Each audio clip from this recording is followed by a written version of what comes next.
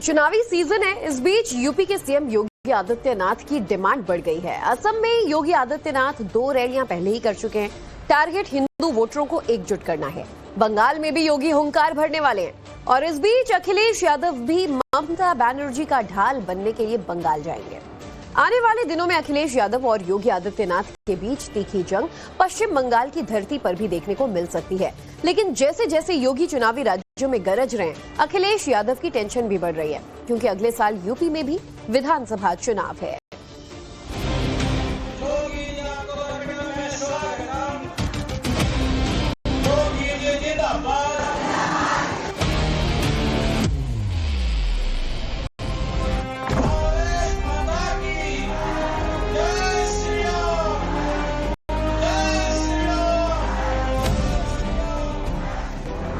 भारत माता की, भारत माता की जय श्री राम, जय जय श्री राम। देश की सियासत में प्रधानमंत्री नरेंद्र मोदी के बाद एक और नाम गूंजता है और वो है योगी आदित्यनाथ। 5 राज्यों के चुनाव हैं और उन चुनाव में सबसे अधिक डिमांड अगर किसी की है तो वो डिमांड है बुलडोजर बाबा की, यानी यूपी के सीएम योगी आदित्यनाथ। देश के जिस भी राज्य में चुनावी माहौल बनता है वहां योगी की डिमांड अपने आप बढ़ने लगती है, क्योंकि उनकी रैलियों से पूरा माहौल बदल जाता है। असम और बंगाल में योगी आदित्यनाथ की डिमांड हाई है। असम में 2 रैलियां कर योगी ने चुनावी माहौल बदल दिया है। योगी असम में गरजे जिसकी गर्जना यूपी में अखिलेश यादव के कान में गूंज रही है। ये असम की योगी आदित्यनाथ के लिए दीवानगी है। ये ब्रांड योगी पर असम के हिंदुओं का भरोसा है। योगी का जितना क्रेज यूपी में दिखता है, उतना ही क्रेज करीब 1500 किलोमीटर दूर असम में भी।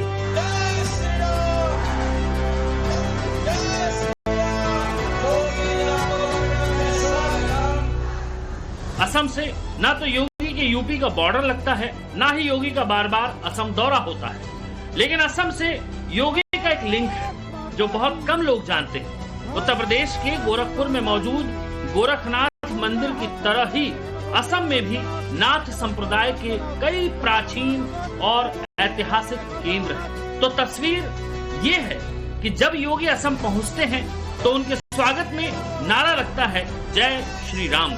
योगी ने भी असम के चुनाव का शंखनाद जय श्री राम से किया।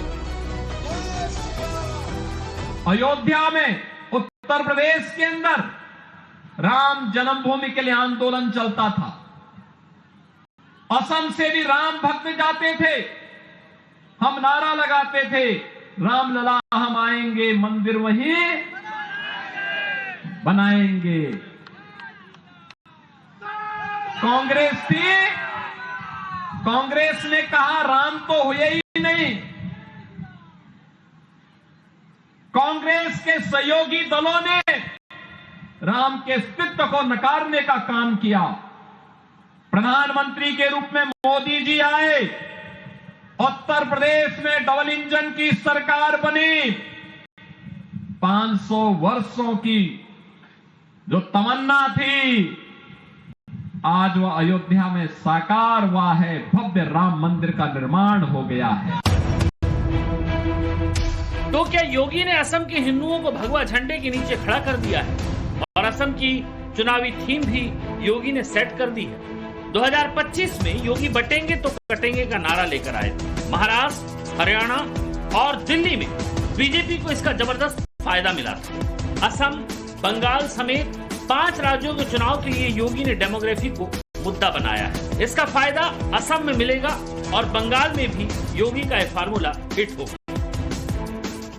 ये कांग्रेस हो या यूडीएफ, इन्होंने असम की संस्कृति के साथ खिलवाड़ किया।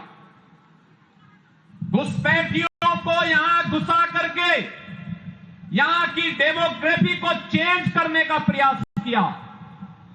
आपके हक पर डकैती डालने का काम किया। असम के लोगों के राशन पर, उनके मकान पर, उनकी जमीन पर जबरन कब्जा करने का प्रयास किया। और एनडीए की ये डबल इंजन की सरकार प्रधानमंत्री मोदी जी के नेतृत्व में एक और विरासत के रूप में मां कामाख्या कॉरिडोर के निर्माण के कार्यक्रम को आगे बढ़ा रही है। एक और विरासत और विकास के कार्यक्रम को आगे बढ़ाने के लिए श्री हेमंत बिस्व शर्मा जी के नेतृत्व में असम के अंदर एनडीए की सरकार कार्य कर रही है। मां कामाख्या का कॉरिडोर का निर्माण का कार्य आगे बढ़ रहा है। एक एक घुसपैठी को चिन्हित करके उसे यहां से बाहर कराने की व्यवस्था भी हो रही है। योगी की यही लाइन और दूसरे राज्यों में योगी आदित्यनाथ का क्रेज उत्तर प्रदेश के अंदर अखिलेश यादव की टेंशन को बढ़ाता है, क्योंकि अखिलेश यादव अभी भी देश के दूसरे राज्यों में इंडी गठबंधन के लिए फुस साबित हुए हैं। असम में योगी ने बारपेटा और बरछला में हुंकार भरी, जिसकी धमक दिल्ली से लेकर लखनऊ तक महसूस की। मंच से योगी ने घुसपैठ और डेमोग्राफी चेंज को लेकर न सिर्फ कांग्रेस और AIUDF पर प्रहार किया, बल्कि वहीं से यूपी का रिपोर्ट कार्ड भी पेश कर विरोधियों को सीधी चुनौती दे डाली। अब उत्तर प्रदेश में कर्फ्यू नहीं लगता, नो कर्फ्यू नो दंगा, और यूपी में है सब चंगा। अब वहां दंगा नहीं है, वहां कर्फ्यू नहीं है, वहां सड़कों पे कोई नमाज नहीं पढ़ सकता।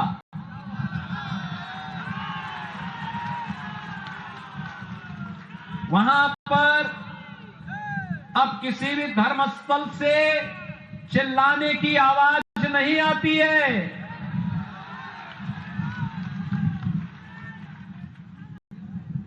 अगर किसी ने दंगा करने का दुस्साहस किया तो उसकी प्रॉपर्टी को जब्त करके वहां के गरीबों में, दलितों में, जनजातीय समुदाय के लोगों में बांट दी जाती है और कहा जाता कि इनका अधिकार है, घुसपैठियों का कोई अधिकार और दंगाइयों का कोई अधिकार नहीं होता।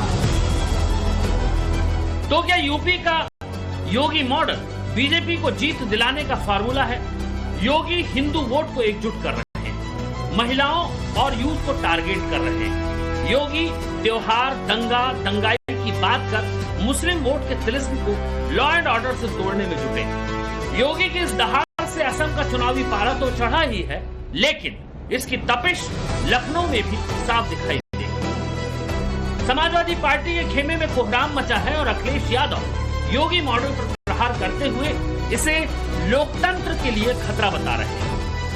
ये संविधान से चलने वाले लोग नहीं हैं, ये मन विधान से चलने वाले लोग हैं। हम लोग लोकतंत्र को मजबूत करना चाहते हैं, ये लोग एक तंत्र लाना चाहते हैं।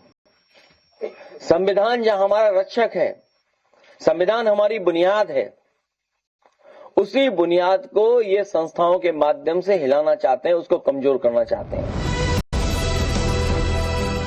फिलहाल तो एक्सपर्ट कह रहे हैं कि यूपी में समाजवादी पार्टी कमजोर खेल खेल रही है। यही वजह है कि अखिलेश यादव एक तरफ संविधान की दुहाई दे रहे हैं, तो दूसरी तरफ समाजवादी पार्टी के नेता तंज कस रहे हैं और सवाल पूछ रहे हैं कि अगर योगी मॉडल इतना ही पावरफुल है तो बीजेपी उन्हें प्रमोट कर प्रधानमंत्री क्यों नहीं बना देती?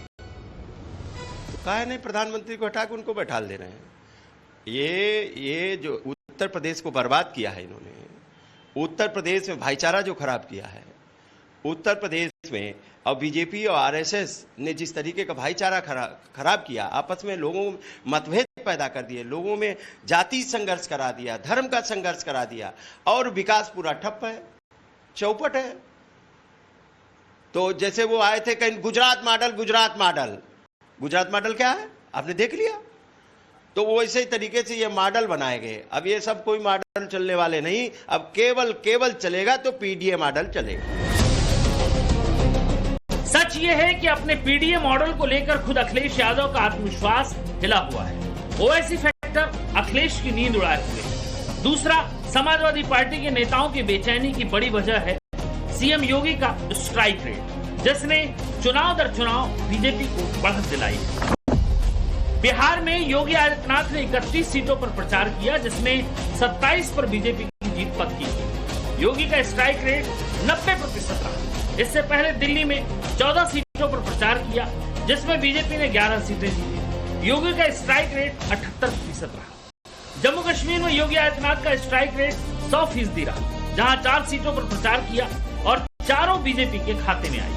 महाराष्ट्र विधानसभा चुनाव में योगी आदित्यनाथ ने 23 उम्मीदवारों के लिए प्रचार किया, 20 ने जीत दर्ज की। इस तरह से योगी का स्ट्राइक रेट 95% रहा। हरियाणा में योगी आदित्यनाथ ने 20 सीटों पर प्रचार किया, 13 पर जीत दर्ज की। स्ट्राइक रेट 70% रहा।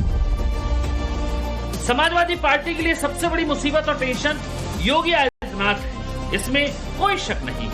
2027 के चुनाव में भी मुकाबला योगी आदित्यनाथ और अखिलेश यादव के बीच ही है। Bureau report, times now.